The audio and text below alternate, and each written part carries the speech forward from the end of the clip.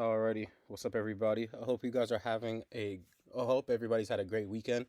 Um, Election week, we have this coming up on November 6th. I need to go vote still, so I'm gonna go ahead and get that done when the day comes. Um, but the reason that this is important is because this does heavily affect how the markets will move this week and for the following few weeks, as different policies are introduced based on who wins the election. Um, This is my first time trading during an election year. The first time I started trading was 2020. Well, I first started trading in 2021. So Biden had already been elected as president, and I turned 18 in 2020, which I my birthday's in December. So I this is my first time, being able to vote as well. So it's just a whole lot of first for me when it comes to this year, 2024, regarding politics. I'm excited for it. Excited to be able to contribute to society in that way of voting. So yeah. But this is going to heavily affect how the markets move this week, like I said, and for the next few weeks. As For one, we have increased volatility. Me and the group in the Discord. Please, if you like these videos, please like, comment, and subscribe. We have the Discord link in the description for anybody that wants to join a group of like-minded people. So go ahead and please join. So we have increased volatility. Um, we've been talking about this for the past few weeks. We've had a lot of volatility in the month of October compared to September, but overall the market's been moving somewhat sideways. We've been making higher highs, but they haven't been clean breaks, and they haven't been with much displacement to the on the higher time frames, meaning daily, weekly, monthly time frames. But yeah, so uh, I would say this upcoming week, when it regarding the increased volatility that's expected, I'm going to be very strict on like my times of when I'm going to be willing to take a trade or not, which I usually am. I don't take a trade outside of 9:30 and 12. But really just locking that in this week, because at any moment between that window of time where 9:30 is the New York Stock Exchange open and 12 is kind of when things start to slow down. There could be any type of large move that takes place that could possibly take me in or out of profit, or totally just make me lose a trade or win a trade. I want to stick to my plan. And I don't want to take any trades while the market may be moving erratically. So I want to be taking clean setups, setups that follow my systems, my Type B and Type C entries, and track the data doing that. The reason I'm going into this week not with the preconceived notion to just not trade is because I don't have experience with this yet. So, like, this year is somewhat of a trial and error year as far as an election year, where the next opportunity for me to do this is going to be 2028. I'll be turning 25 or 26 years old, and I'll have a lot more experience in the markets by then. Um, I would say that I'm going into this week with an open mind, to take the positions that do follow my plan. I'm not going to be chasing anything. But then again, if there's nothing that comes this week, then there's nothing that comes this week, and I just don't take anything, uh, this week. Uh, yeah, so then direction to tide incumbency. So I'm not even really sure what incumbent means. So I think that the incumbent party is the party that's currently in office. Um, so yeah, so I think that that may be what we're speaking about. Uh, Sector specific reactions. So especially, mainly like the tech sector, biotechnology specifically, as I've done a lot of research in that, um, with my group for like analyzing biotech companies. It has been a lot of different policies can be put into place due to the election year taking place this year. Depending on who wins, each candidate is positive and negative due to like with certain aspects and certain policies and certain topics. Um, so that is something that I'm going to be very attentive to, as for like investment opportunities, or if a stock or company goes on sale, in the sense of their price is shorter than what I value it as what it should be. Then I can buy up shares and then possibly make money off of that investment. Um, the S&P 500 indicator. Um, so I would say that I don't really I use ES. So I trade ES, which is the you know S&P 500 index, and it's the futures. So I would say that I'm going to be very wary of the divergences between ES and NQ, which is the Nasdaq, because if ES is moving a lot more than NQ because of election matters and election news, I don't want to get caught up in the differences between higher highs and higher lows and lower highs and lower lows, and that are made in the market because of that. And then recovery patterns. Uh, I would like to see the market stabilize within like a few weeks after the election. That was my idea coming into this week anyway. Even before this week, I knew that we were ramping up to it. So there is going to be a little bit uh,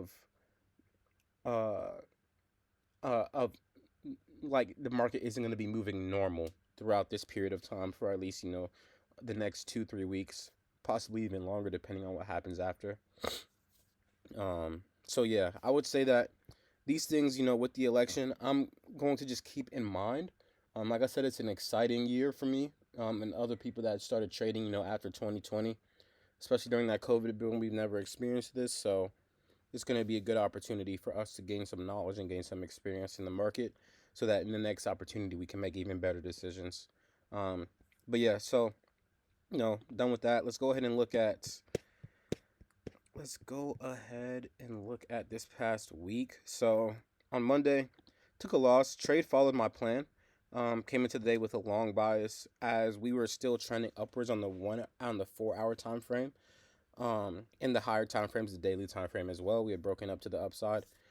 We were pulling back on the 1 hour time frame. And I wanted to see price fill an imbalance before I took the long position. So I took the long position here once price took this low. Ended up taking a loss on the day, which is totally fine. I think that I was initially thinking like, oh, okay, I need to take a Type C entry. I need to take the Type C entry out of my trading plan. I'm losing with it more than I'm, losing with my Type B entry. I maybe should just stick with one type of entry. But the thing is, that's the importance of journaling. So what I was able to do was I was able to go back into Notion, look at my win rate with the Type C entry, and I have around a 47%, close to 50% win rate with my Type C entry. Um, Now I would like to get that higher, up to near at least 60%, before I'm somewhat satisfied with it. So that just takes my somewhat of my discernment and my intuition, and the intuition level of trading to be a little bit more on point, especially in the moments that I am taking these positions with me being at work. But anybody can walk in or out.